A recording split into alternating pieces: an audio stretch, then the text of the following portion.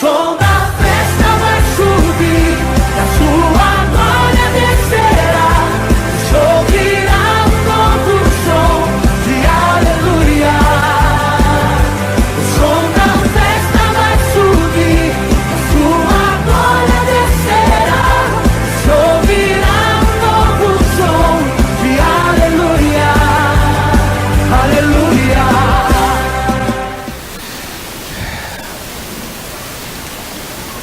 Nós temos falado e pregado sobre as marcas de uma igreja saudável, e hoje não vai ser diferente. Nós vamos falar um pouquinho sobre algumas coisas que tem que ter dentro de uma igreja saudável.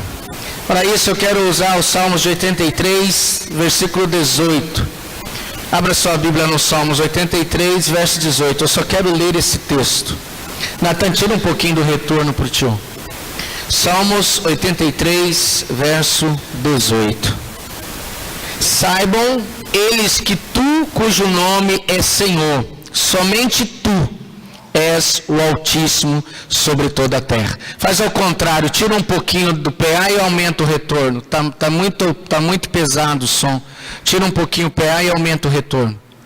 Amém, queridos? Saibam eles que tu, cujo nome é o Senhor, somente tu és o Altíssimo sobre toda a terra. Deus, obrigado por mais uma vez estarmos compartilhando da tua palavra. Sabemos que ela é viva, ela é eficaz e ela por si só fala aos nossos corações. Queremos nessa noite ouvir a tua voz por intermédio dela, em nome de Jesus. Querida, a natureza e o caráter de Deus. Essa tarde eu estava meditando um pouquinho sobre esse Deus, essa afirmação do salmista: somente Ele é Deus Altíssimo. E nós precisamos começar a ter no coração a seguinte questão: eu preciso definir quem é Deus, o que Ele é, o que Ele representa para mim. Quem é Deus? O que é Deus? Eu não estou aqui perguntando para você que está aqui nessa noite, adorando a Deus, exaltando esse Deus, como você gostaria que Deus fosse. Mas como você nessa noite reconcilia o Deus majestoso, o Deus maravilhoso, o Deus que comemoramos o aniversário do Filho no Natal, como aquele Deus também que se tornará o justo juiz nos últimos dias. Como é Deus? Quem é Deus? Qual é o seu entendimento de Deus e como Ele é? Nos tempos atuais, na sociedade contemporânea, muitos estão criando várias religiões, várias crenças. E é tão interessante, numa breve análise de estudo de muitas pessoas, as pessoas misturam muitas coisas, coloca-se um pouco de hinduísmo, de animismo, coloca-se um pouco de arminianismo, coloca-se um pouco do próprio calvinismo, e muitas pessoas montam as suas crenças, e muitos adeptos se achegam a ela achando que Deus está ali, que aquela crença é verdadeira. Tem até aqueles que sempre dizem assim: essa crença é a crença da minha avó. Mas qual é a tua crença? Quem é Deus? O verdadeiro Deus é o Deus adorado aqui. É justamente nesse sentido que eu quero colocar para você nessa noite, que o Deus Altíssimo, Ele é o único a ser honrado e adorado por todas as gerações. Mas quem é este Deus? Quem é este Deus que ao mesmo tempo é um Deus que envia seu Filho para salvar a sociedade humana, envia o seu Filho por amor a nós, mas é o mesmo Deus que um dia julgará essa nação? Porque em tempos atuais muitas crenças têm surgido. Especialistas dizem assim: na sociedade contemporânea as crenças foram domesticadas. Eu fiquei pensando nessa afirmação desse especialista. Por que as crenças são domesticadas? Porque nós não temos mais a capacidade de dialogar, de mostrar, de trazer a lume, trazer à existência aquela crença que é verdadeira. Eu disse aqui semana passada, terça-feira, que muitos creem em Deus. E eu disse também que até o diabo crê em Deus. Então muitos estão no mesmo barco que o diabo. Mas a grande diferença é como eu sirvo a esse Deus. Porque crer tão somente em Deus não quer dizer nada. E uma crença domesticada é aquela crença que vai satisfazer o teu desejo, o teu coração, e não exaltar o Deus Criador, o grande eu sou. E esse especialista, ele coloca justamente dessa forma: não argumentamos a seu respeito, nem mesmo nos preocupamos com elas. Parece-nos, afinal de contas, que essas muitas crenças são apenas modas passageiras ou expressões momentâneas de interesse e desejos pessoais. Como que é a sua crença? Como que você entende isso? Porque infelizmente hoje, nos tempos atuais, as pessoas creem ser verdadeiro aquilo que elas desejam que seja verdadeiro. Nós criamos um desejo dentro de nós, dizemos: isso aqui é verdadeiro, então eu sigo isso aqui. Nós não conseguimos discernir, diferenciar aquilo que tem ocorrido nos tempos atuais. Mas eu quero contar com você, eu quero desafiar você a ter a capacidade de definir quem é Deus e qual é a sua crença, em que você crê. Nós vamos passar aqui um pouquinho falando sobre este Deus, a maneira de Deus ser e a maneira de Deus lidar conosco. Nós não gostamos muito da forma com que Deus lida conosco, por isso a gente cria as nossas próprias crenças, os nossos próprios credos.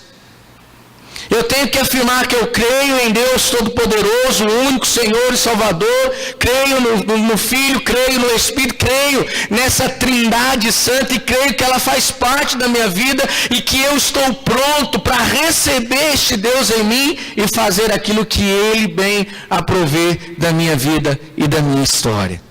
Quem é Deus? Uma igreja com características de perfeição, aquela que é realmente segundo o coração de Deus, ela sabe definir muito bem o que é Deus. Ora, se perguntássemos aqui nessa noite quem é Deus, você diria um monte de coisa. Deus é lindo, Deus é majestoso, Deus é soberano, Deus é tremendo, mas Deus também é justiça, Deus é aquele que vai julgar a terra, julgará o mundo. Eu quero nessa noite mostrar para você a natureza deste Deus, o caráter deste Deus e como você tem que ver este Deus. Porque isso irá facilitar a nossa caminhada como cristãos, como servos do Senhor. Porque a gente serve a Deus simplesmente porque um dia alguém disse pra gente assim: crê no Senhor e pronto, você tem vida eterna. Relacionamento com Deus não é assim. Deus não é assim. O nosso Deus é um Deus que cria. Se você estudar um pouquinho a palavra de Deus, por que eu falo um pouquinho? Porque nós não temos muito hábito de ler a palavra, de estudar a palavra. Hoje, depois do ensaio, eu falei para a minha turma: vai embora que eu vou ficar um tempo mais aqui para eu ler um pouquinho mais a respeito disso, estudar um pouquinho mais a respeito disso. Nós não temos tempo para parar, mas eu quero dizer para você que o nosso Deus é o Deus que cria e é um Deus que elege. Você pode dizer amém? Você pode dizer amém? É um Deus que cria, é um Deus que elege. Portanto, se nós resolvermos com bastante propriedade que a nossa salvação vem dEle, somente dEle, muitas coisas se resolverão na nossa caminhada. A nossa salvação não vem do homem, não vem de prédios, não vem de nós mesmos, porque a gente pensa que a gente pode se auto-salvar. Nós temos a capacidade de dizer para nós mesmos que eu sou capaz de resolver os meus conflitos, as minhas indagações, as minhas inquietações, aquilo que é gerado dentro de nós mesmos. A gente sempre fala assim: eu sou capaz de resolver. Querido, você não é capaz de resolver isso. Por isso que nessa noite eu quero passar um pouquinho aqui com você falando desse Deus. Eu escolhi 3 situações desse Deus para mostrar para você quem Ele é e se Ele realmente é pleno e absoluto na sua vida. Por isso que o salmista diz que tu és o Deus Altíssimo. Tu és o Deus Altíssimo e Soberano. E uma das primeiras colocações, as primeiras ideias, as primeiras questões que eu quero colocar para a igreja nessa noite é ter a consciência incontestável, absoluta, inextível que o nosso Deus é um Deus santo. Repita após mim: o meu Deus é um Deus santo. Diga novamente: o meu Deus é um Deus santo. Eu fico imaginando qual é a maior preocupação de Deus em relação a você. Hoje à tarde eu fiquei me perguntando: Deus, qual é a sua maior preocupação em relação a nós seres humanos? Qual é a maior preocupação do Senhor em relação a famílias que vão estar aqui nessa noite? Qual a maior preocupação do Senhor em relação àquilo que tem sido apresentado? Talvez, querido, a gente diga para Deus: Deus, a minha maior preocupação é entender justamente com o que o Senhor se preocupa. Eu vou dizer uma coisa: o Senhor não se preocupa em te dar bens. Isso aí é algo que vem de forma espontânea. O Senhor não se preocupa em te trazer alegria, felicidade, porque também isso é algo que vem devido àquilo que você representa em relação a Deus. A maior preocupação de Deus não está em você estar morando em uma casa boa, ou estar morando em um casebre, ou dirigindo um carro bom, ou não dirigindo um carro bom. A maior preocupação de Deus nesta noite é com a sua obra-prima, e a obra-prima dele sou eu e você, e Deus se preocupa com você. Essa é a maior preocupação de Deus. Por isso que a afirmação que o nosso Deus é um Deus santo. A gente pensa que Deus é aquele Deus que deu corda no relógio e deixou o relógio ali e ele funciona sozinho. Ninguém aqui funciona sozinho, e o nosso Deus também não é um Deus que abandona aquilo que ele criou e gerou. Eu lembro-me na época do relógio Oriente. Você dava a corda nele, mexia com o braço, não precisava fazer mais nada. Talvez Deus seja isso para você. Ele deu corda em mim e me largou. Esse não é o nosso Deus. O nosso Deus é aquele que se preocupa com a gente.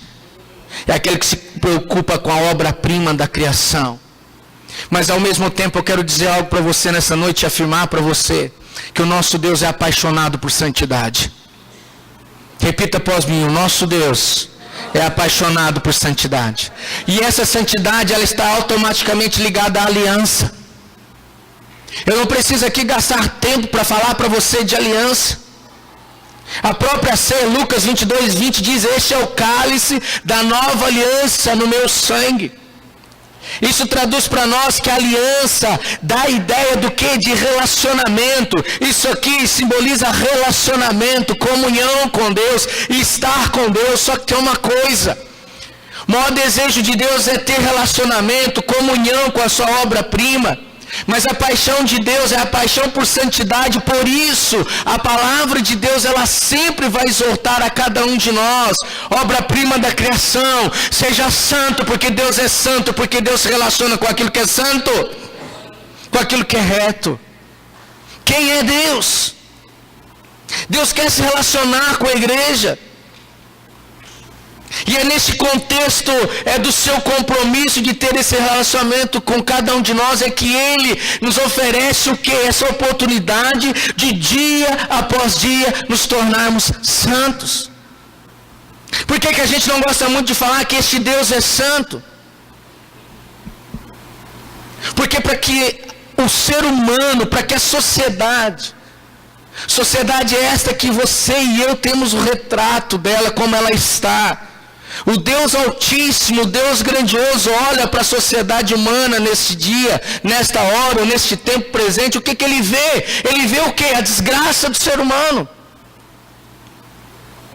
Talvez Deus esteja quase afirmando, como Ele disse um dia: eu me arrependi de ter criado o ser humano. Querido, Deus não criou você para você viver para você mesmo. Deus criou você para servi-lo e honrá-lo e estar diante dEle. De que forma? Santo. Eu separei alguns textos para mostrar para você que o ser humano precisa de reconciliação. Ele precisa voltar ao primeiro amor. Porque o pecado nos separa de Deus. O pecado nos distancia de Deus. Dentre muitos textos bíblicos, não precisa abrir, eu vou ler para você. Provérbios 15:29 diz: o Senhor está longe dos ímpios. O final do texto é aquele que a gente gosta de ouvir. Quem é justo aqui, diga amém. Quem é justo aqui, diga amém. O Senhor está longe dos ímpios, mas ouve a oração dos justos. Você pode aplaudir o Senhor por isso? Isso é relacionamento, é aliança. É você aliançado com Deus e Deus, eu te agradeço e te louvo, porque o pecado me separou do Senhor, mas no meio do caminho Cristo entrou na minha vida, reconciliou contigo, e hoje eu posso vivenciar o que o provérbio está dizendo, que o Senhor não mantém relacionamento com o ímpio, com o impuro, com o injusto, mas o Senhor tem ouvido o clamor daquele que te ama, que é justo. Quem que é esse Deus que é santo? Isaías 59:2 diz: mas as suas maldades separam vocês do seu Deus. Os seus pecados esconderam de vocês o rosto dele, por isso ele não os ouvirá. Por isso que a gente não gosta muito do Deus santo, do Deus todo-poderoso, do Deus majestoso. Porque esse caráter, esse atributo de Deus, chame do jeito que você achar melhor. É algo que mexe com o nosso brio, é algo que mexe com a nossa natureza. Porque a carne quer carne, mas aquele que é de Deus quer o seu espírito se movendo dentro de si. Por isso que a gente tem que falar, uma igreja com a marca visível de Deus é aquela que entende quem é Deus. E porque esse Deus exige algo de nós, nós temos que ter a convicção que nós somos maldosos por natureza. A maldade está em nós. A palavra de Deus diz que em pecado fomos concebidos. Hoje você pode entender que desde a tenra infância, a criança, ela traz consigo uma natureza carnal, terrena e maldosa. Se ela não se encontrar com Deus santo, ela continuará servindo não a este Deus, mas servindo a si próprio e agindo por meio das suas maldades. Quantas maldades há em nós aqui nesta noite, quantas maldades há na sociedade bauruense nesta noite, quanta maldade há no segmento cristão, religioso, no segmento político. Quanta maldade há na sociedade contemporânea. Por isso que a palavra de Deus diz: olha, vocês podem multiplicar a oração de vocês, mas eu não vou ouvir vocês. Querido, faça uma análise da sua própria vida, porque eu não estou aqui para ter um pré-julgamento em relação a você, em relação à sua vida. Julgue você mesmo, você. E procure entender o que acontece em relação à sua vida, e porque em muitas ocasiões Deus está calado, parece que Deus está escondido em relação à minha vida, em relação àquilo que eu tenho pedido. Eu quero te dizer: volte-se a apresentar a Deus sem mancha, sem rúgula, sem mácula, porque é Deus que vai te receber dessa forma. É isso que nós temos que ser, igreja sem mancha, sem ruga, sem mácula. É essa igreja que Deus procura. Deus não esconde o seu rosto de uma igreja santa. Você pode dizer amém? Deus não esconde o seu rosto de uma esposa santa, de um marido santo, de um filho santo. Deus se agrada da obra-prima da criação. Que é outro texto, querido, Abacuque 1,13 diz: teus olhos são tão puros que não suportam ver o mal. Não podes tolerar a maldade. Por que toleras então esses perversos? Por que ficas calado enquanto os ímpios engolem os que são mais justos do que eles? Porque esse mesmo Deus é o Deus que um dia julgará. É o mesmo Deus que vai trazer novamente para diante de si aqueles que são e aqueles que não são filhos. Obra-prima da criação, todos nós somos. Desde o alcoólatra até a prostituta é obra-prima da criação. A diferença está em que habita dentro dessa obra-prima.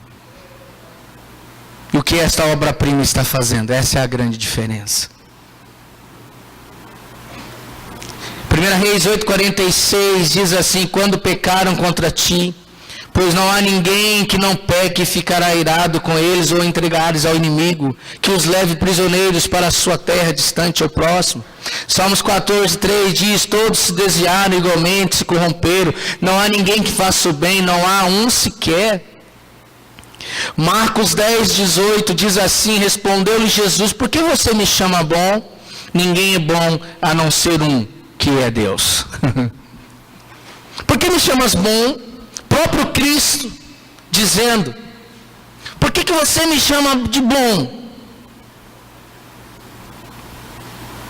Bom é aquele, reto é aquele que é Deus. Diante daquilo que a gente encontra na palavra de Deus, está na hora de colocarmos a nossa história diante de nós mesmos e procurarmos responder: quem é este Deus Altíssimo? Quem é este Deus que reina sobre toda a terra? Quem é este Deus que realmente eu creio que é aquele que vai abençoar a minha vida e a minha história? Eu não quero aqui me ater a mais tempo em relação a dizer para você que Deus é santo e Ele existe santidade. Mas eu quero ao mesmo tempo mostrar para você que vale a pena estar debaixo daquilo que é crença verdadeira. E essa crença verdadeira é a adoração ao Deus único e verdadeiro e servi-lo e honrá-lo com o melhor que você tem. Deus se preocupa com você. Deus anseia em renovar a sua vida, em restaurar a sua história. Então está na hora de nos tornarmos para Deus. A palavra de Deus diz: olha, se você se tornar a mim, eu vou me tornar a você. Se você se converter do seu mau caminho, você terá a minha aprovação. Se você receber aquilo que é do Senhor para a sua história, você vai ser abençoado. Então isso está dentro daquilo que é promessa de Deus para as nossas vidas. Querido, nós corremos atrás de bênçãos, nós corremos atrás de respostas, nós corremos atrás deste Deus que pode amenizar a nossa vida e a nossa história, mas nós nos esquecemos que não precisa correr.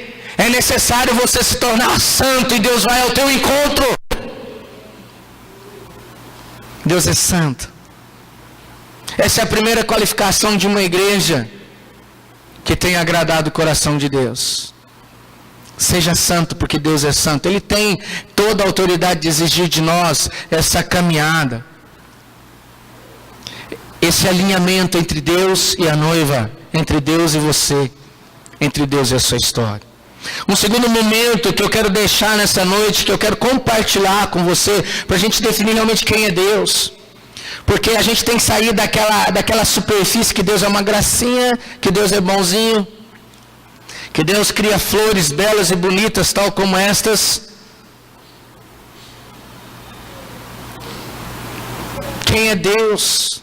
Deus está cansado de ver o seu povo brincando de ser igreja, e de ter da crença e de dizer que acredita nele.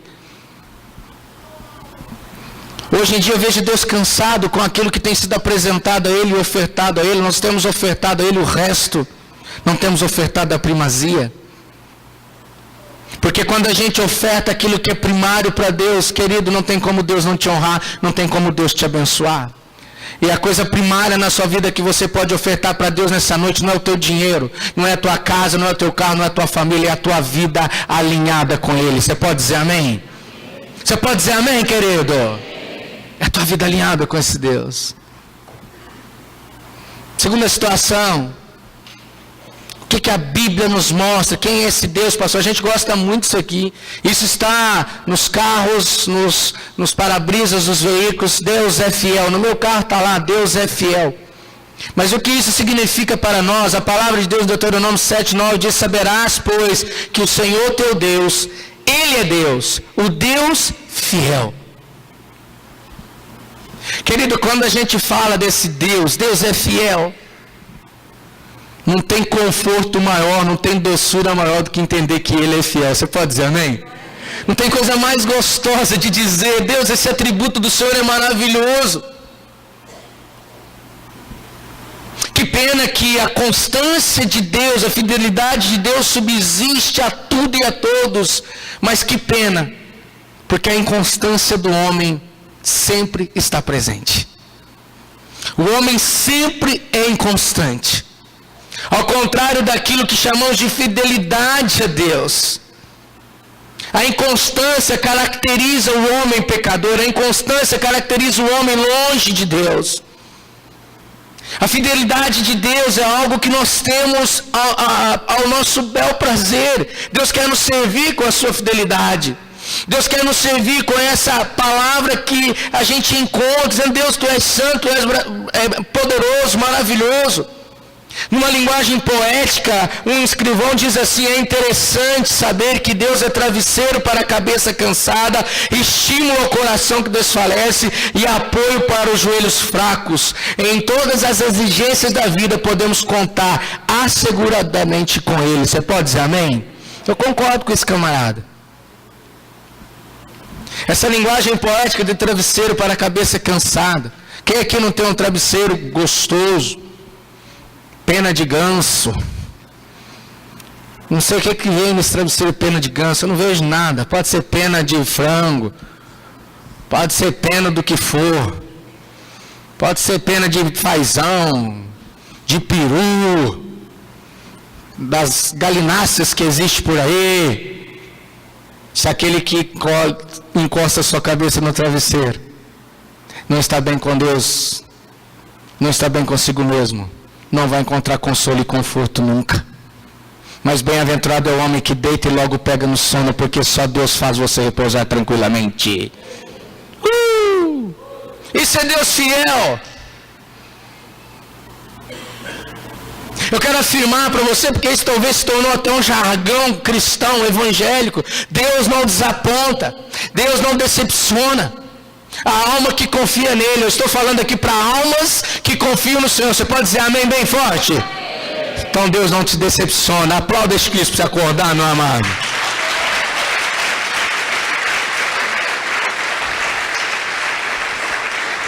A fidelidade de Deus, imagina a fidelidade de Deus, com o imenso poder que esse Deus tem. A gente fala do poder de Deus, querido. Deus do nada criou o universo. Do nada, não existia nada, Deus criou. E é interessante deixar registrado, querido, para você entender algo. Para você que às vezes não tem experimentado a fidelidade de Deus, para você que não tem experimentado esse mover de Deus, eu quero deixar claro novamente para você algo. A palavra de Deus afirma que o mesmo Espírito que ressuscitou Cristo dentre os mortos, o mesmo poder, Ele está onde? Vagueando pela terra como alma penada? Ele habita dentro de você. Você pode dar uma glória a Deus bem forte por isso? Querido, então o Espírito de Deus está aí dentro. E a fidelidade de Deus é para nós, é para nos servirmos dela.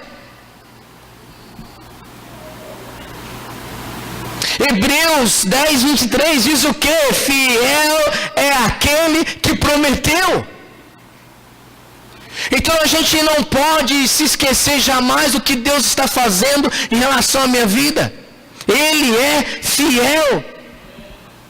A qualidade, essa qualidade é essencial ao seu ser. Sem ela, ele não seria Deus. Sabe por quê? Ele seria mentiroso.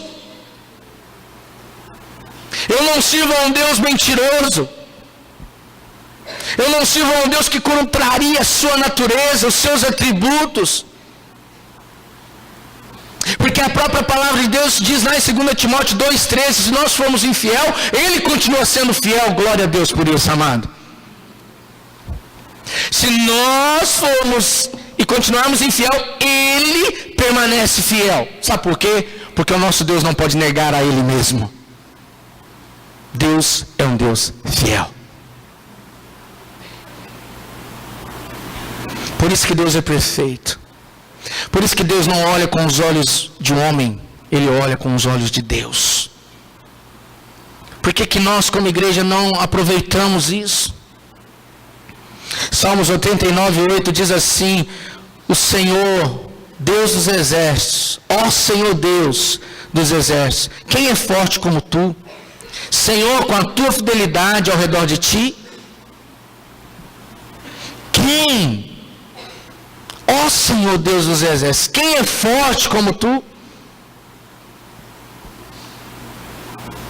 Querido, aí você fica pensando nesse Deus forte.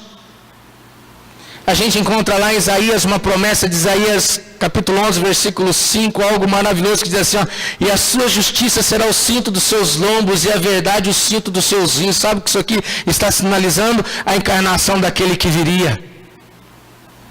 para mostrar para você esse Deus fiel. A justiça será o cinto dos seus lombos e a verdade o cinto dos seus rins.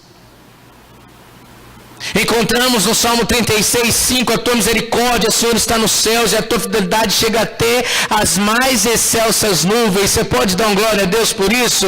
Deus é fiel. Então essa compreensão de Deus tem que estar bem clara em relação às nossas vidas. O mesmo Deus que é santo, que julga, que exige de nós. Querido, nosso Deus é um Deus exigente, não é um Deus que deixa frouxidão na vida da igreja. O nosso Deus é aquele que chama a igreja para ser igreja, literalmente. Nós não estamos aqui porque pertencemos a um ramo eclesiástico. Nós estamos aqui simplesmente porque é algo social. Eu não estou aqui para estar fazendo algo social com você. Eu estou aqui para servir a Deus, honrar a Deus e ser santo e habitar com Ele nos céus. Igreja não é para isso. Igreja é para honrar a Deus, servir a Deus. Igreja é para entender que a misericórdia do Senhor é algo maravilhoso para as nossas vidas. Isso é imutável. A fidelidade de Deus é imutável. Não se mexe. O que é imutável? Algo que não se mexe. Isso eu quero, pastor. Essa fidelidade de Deus eu quero na minha vida. Gosto muito quando Deus fala lá em Números 23:19. Deus não é homem para que minta, nem filho do homem para que se arrependa. Porventura diria ele, não o faria, ou falaria e não confirmaria. Quem gosta desse texto aqui, diga glória a Deus bem forte. Mas Deus também é Deus que exige de você algo. Deus é maravilhoso. Eu gosto desse Deus que não mente. Eu gosto desse Deus que falou que vai fazer e vai fazer. Pode passar dias, épocas e anos, eu creio nesse Deus. Eu creio nesse Deus porque o amor dele é maravilhoso. É porque graças a este amor que nós não somos consumidos. Pois as suas misericórdias, pastor, a palavra de Deus diz que não são inegociáveis. Então eu aproveito esse Deus que diz que essas misericórdias sobre a minha vida se renovam a cada manhã. Então eu aproveito desse Deus. Querido, eu quero te conclamar nessa noite a não aproveitar da bondade de Deus, mas fazer deste atributo, deste gracioso presente, algo que te leve a adorar a Deus de forma diferente. Você pode dizer amém? Você pode dizer amém, querido? E eu quero dizer uma coisa para você que está aqui nessa noite. Uma das provas imutáveis do amor de Deus. Talvez você fale assim, está aonde, pastor? Revelado aonde? Você sabe dizer, não? Pode dizer. Não é pegadinha, não? Ah, está na cruz, num pedaço de madeira?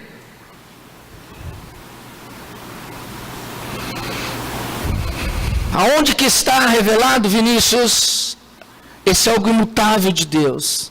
Essa fidelidade de Deus. Querido, um adesivo, Deus é fiel, não fala nada. Não quer dizer nada.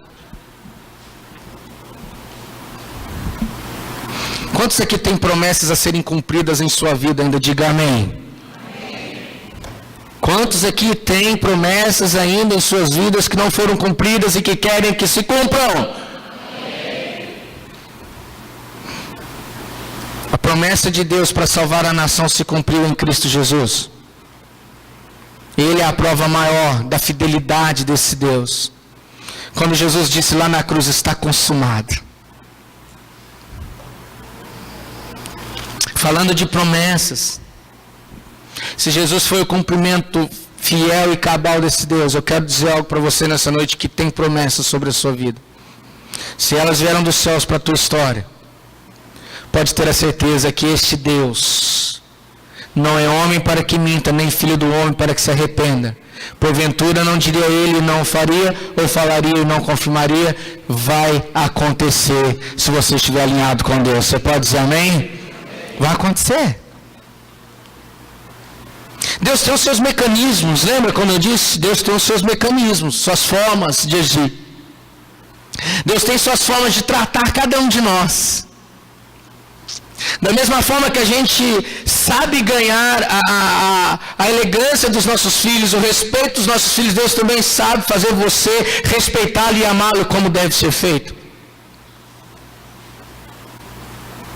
O amor de Deus é tão grande que Deus proveu para o homem quando caiu, quando pecou, roupas. Deus proveu para o homem quando caiu a promessa de reconciliação. A história de Jesus não começa no Novo Testamento, no período neotestamentário. A história de Jesus começa no Jardim do Éden. Quando Deus faz uma promessa para o ser humano. Você vai picar o calcanhar dele, mas ele vai pisar a sua cabeça. Só pode pisar a cabeça de serpente quem entende quem é Deus. Deus é santo, Deus é fiel. Se você compreende, a promessa de Deus vai se cumprir na sua vida. Ele é este Deus. As misericórdias dele se renovam.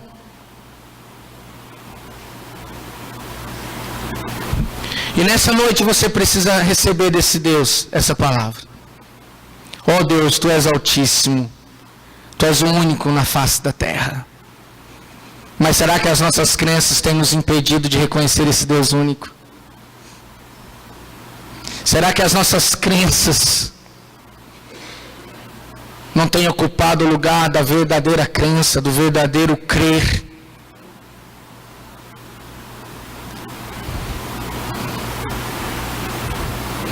Por último, querido, eu quero deixar aqui para você mais uma qualificação desse Deus. Nosso Deus é um Deus soberano. Repita após mim: o meu Deus é um Deus soberano. O nosso Deus é um Deus santo. De novo, o nosso Deus é um Deus santo. O nosso Deus é um Deus fiel. E o nosso Deus é um Deus soberano. Você crê nesse Deus? Não. Você serve a este Deus? Não. Você crê que esse Deus é soberano? Será que a gente tem em mente, no coração, realmente a oração de Mateus 6,10 no início, quando ela diz: venha o teu reino, faça-se a tua vontade, assim na terra como no céu? Será que a gente consegue ter isso? Eu vou descer aqui. Será que a gente consegue ter isso? Quem já orou dessa forma, diga eu. Ué, você não quer falar? Quem já orou assim: venha o teu reino, faça-se a tua vontade assim na terra como no céu, diga amém. Amém. E por que você não deixa Deus fazer a vontade dele então? Porque a gente ora, a gente fala assim: oh, o Senhor é soberano, o Senhor é maravilhoso.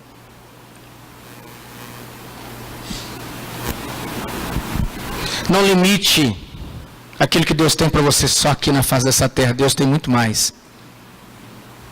Vou dizer de novo: não limite aquilo que Deus tem para você. Deus tem muito mais. Amém, querido? A esperança do cristão vai além. Vai além de nós mesmos. Excede a tudo aquilo que pensamos. Gosto muito da palavra de 2 Pedro 3,13, quando ele diz assim, ó: todavia, de acordo com a sua promessa, esperamos novos céus e nova terra. Quem espera novo céu aqui, nova terra, diga glória a Deus.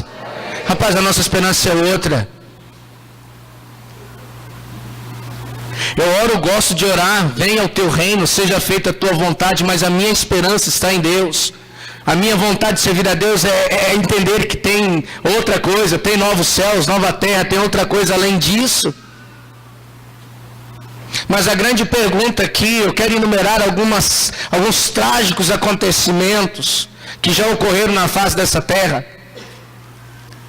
Aliás, esses mesmos que a gente está ouvindo sobre a DIP, como dizer que Deus é soberano se Deus permite a matança de pastores? Como Deus é soberano deixando viúvas?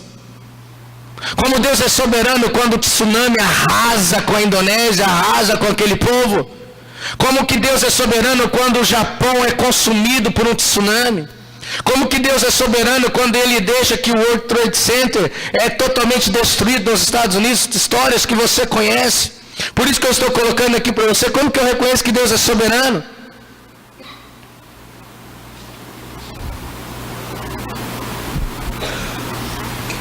Como que eu reconheço que Deus é soberano, que tira aquilo que eu mais amo e leva embora? E aí? É uma das qualificações de Deus. E você serve a Deus. Será que se Deus tirar aquilo que você mais ama hoje, você continua dizendo, Deus, tu és soberano? Será que Deus tirando a tua saúde hoje, você vai continuar dizendo, Deus, tu és soberano? Por isso que eu quero mexer com o seu brilho hoje. Por isso que a gente fala assim, eu gosto desse Deus, Deus é maravilhoso, Deus é tremendo, Deus é fiel, pastor, Deus é soberano, mas eu não quero que Ele cumpra essa soberania na minha vida. Mas você ora aqui todo dia, você ora todos os momentos, venha, né, faça algo, a tua vontade, Senhor, pode fazer em mim. Quem está pronto para fazer isso aqui nessa noite? Diga amém. Rapaz, toma cuidado. Nós questionamos a soberania de Deus. Ô Fran, cadê a Fran? Eu pisei no treco aqui, senão vai sujar a igreja inteira. Vou sair daqui. A gente fala dessa soberania, como crer na soberania de Deus diante de tudo aquilo que tem se apresentado. Se você olha para fora hoje, como crer na soberania de Deus diante daquilo que nos apresenta no meio político? Em quem você vai votar o ano que vem? Tem eleição ano que vem, tem? E aí? Deus é soberano, pastor. Vou votar no Bolsonaro. Não estou fazendo apologia nenhuma aqui, nem conheço esse camarada. Como crer nesse Deus? Como confiar nele? Eu vou citar aqui o João Pedro, filho do Tiago. Qual mãe que não quer que quando o filho nasça vá para casa com ela? Você que é mãe aqui, você não gostaria? Agora, qual mãe que continua confiando em Deus quando o seu filho, ao invés de vir embora com ela, fica numa UTI? Eu fui visitá-lo, moreninho igual o Tiago, cabeludo que só Jesus na causa. E ali eu pude dizer, Deus, tu és soberano. Tu és soberano. Você crê realmente nesse Deus soberano, querido? Eu tenho que começar a afirmar e dizer, eu continuo crendo que Deus está na direção da minha vida. E eu creio, embora não pareça nada resolvido, que Deus está no controle e regendo a minha história. Você pode aplaudir o Senhor por isso? Passa.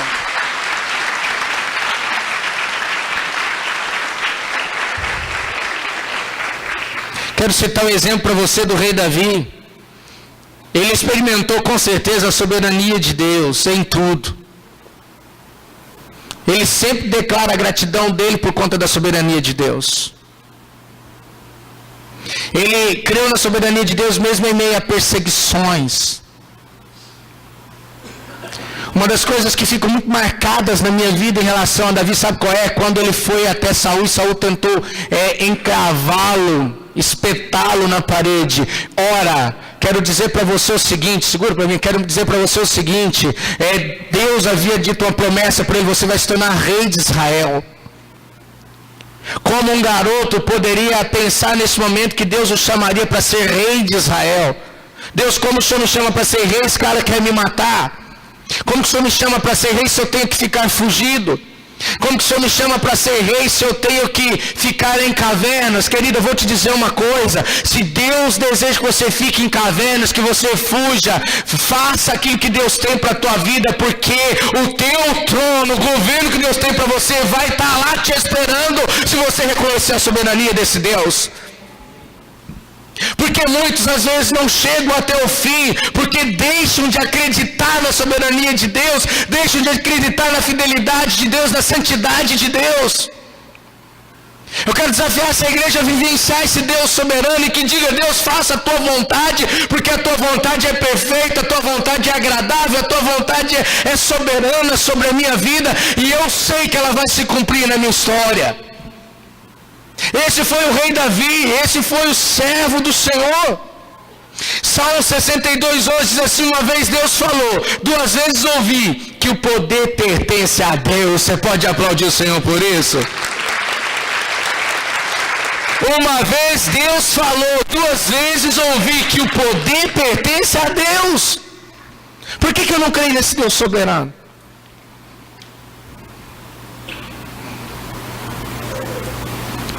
Quando eu bati meu carro na árvore, eu falei assim, Deus, tu é soberano. Mas eu fiquei nervoso.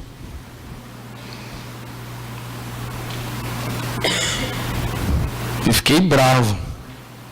Não vou contar por que não. Ele tá bonitinho, se você quiser comprar ele, tô vendendo. A gente questiona Deus, a soberania dele nesses negócios aí simples. Bateu o carro, bateu porque você não prestou atenção, seu infeliz. Ficou olhando na sua câmera, não olhou o retrovisor, não viu que a árvore era uma árvore que abraçava. Torta, infeliz, aquela árvore endemoniada. É encapetada aquela árvore lá. Liguei pro meu irmão na hora e falei, você corta essa coisa aí. Deus é soberano. Eu viajei 180 quilômetros, tristinho. Falei, Deus é soberano. Só 3 mil reais só para arrumar. É soberano, Senhor. Tudo pertence a Deus, irmãos. Eu falei assim, Deus, eu bati seu carro, e agora?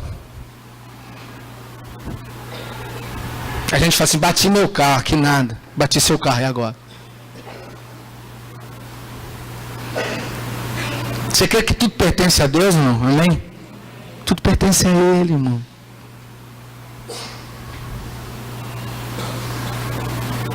Isso inclui as nossas vidas, tudo que temos, nossas famílias, nossos filhos. O cara quer casar com a minha filha, não vai casar com a minha filha, não, vai casar com a filha de Deus, o azar dele.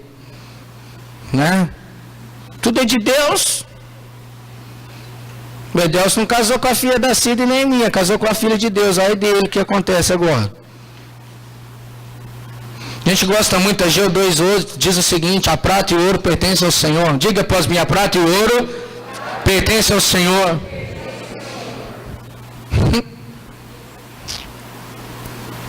Salmos 24:1 diz o seguinte, tudo que existe debaixo do céu e da terra pertence ao Senhor, toda a criação pertence ao Senhor. Deuteronômio 29:29, até as coisas encobertas pertencem ao Senhor. E aí?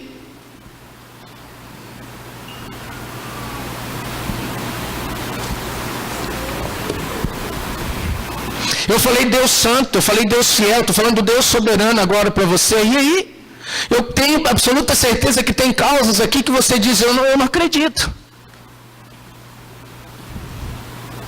Eu não creio que vai dar certo, eu não creio que vai funcionar. Eu não creio que o Bauru Basquete vai ser campeão. Ô time mequetrefe, fecha as parênteses aí. Deus é soberano, a gente não acredita na soberania de Deus nas nossas vidas. Eu não acredito que Deus possa me curar. Eu tenho orado todos os dias, Deus, passa o teu sangue no meu ouvido. Agora os meninos compraram esse trem de fone aí, ó. Falei, não dá certo. Eu fiquei com o ouvido só. Coisa linda, Deus é soberano. Eu estou para ver, querido, homens e mulheres com a crença de Jó. Nu eu vim a este mundo, e nu vou voltar. Deus deu, Deus tirou. Você é essa pessoa aqui nessa noite? Tira para ver. Tira não, Deus, porque se o Senhor tirar, eu fico chateado. Satanás só não matou Jó porque Deus não permitiu, mas Deus permitiu tirar tudo dele, mas ele continuou em pé. Se você crê que Deus é soberano em tudo, você vai chegar no final da sua história e vai dizer como Jó, antes eu só ouvia falar do Senhor, hoje os meus olhos te veem.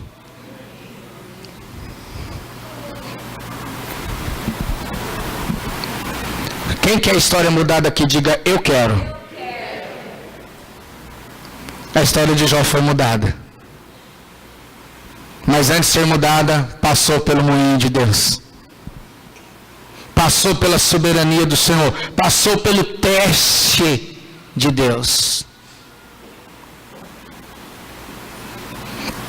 Eu vou encerrar. Por que Deus é soberano? Porque tudo pertence a Ele e Ele é Deus. Pronto. Por que Deus é soberano? Porque o domínio de Deus é sobre todos. Você pode dizer amém? Reina o Senhor, revestiu-se de majestade, de poder, se revestiu o Senhor e se cingiu, firmou o mundo que não vacila. Desde a antiguidade está firme o teu trono. Tu és Deus desde a eternidade. Deus continua firme. Por que Deus é soberano? Você vai dar uma glória a Deus bem forte nessa noite para sacudir o inferno. Por que Deus é soberano? Porque todo o meu sustento vem de Deus. Tá fraco, porque todo o meu sustento vem de Deus. Todo o teu sustento vem de Deus. Salmo 37:17 diz assim: os justos são sustentados pelo Senhor. Salmo 54:4 diz: Deus é o meu ajudador e é aquele que sustenta, é aquele que exorta o povo. Salmo 55:22, a confiar nesse cuidado, a crer que o Deus soberano sustenta o seu povo com a sua destra fiel.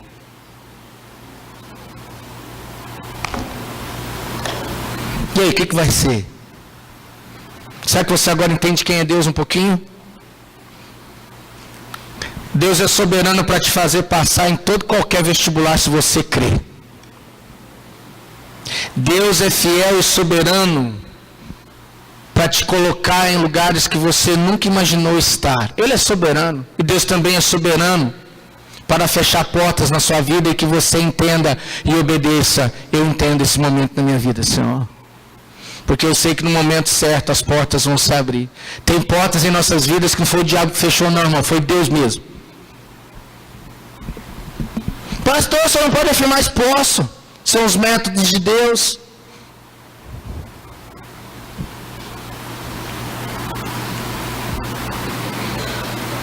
Será que Deus não poderia deixar com que Sansão ficasse com seus 2 olhos?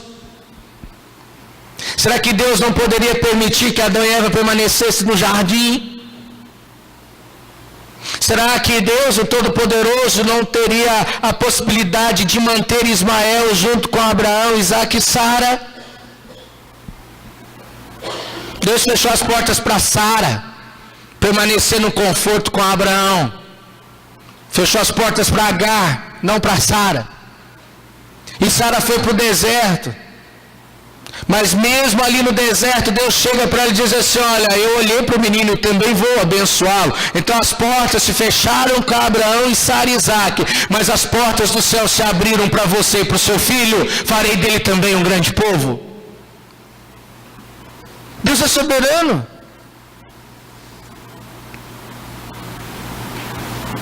E Deus é mais soberano ainda, que Ele vai te manter em vida. Que Ele vai dar saúde, paz, alento, trazer respostas, usar de métodos para que você se achegue a Ele. Curva sua fronte, feche seus olhos. Som da fé.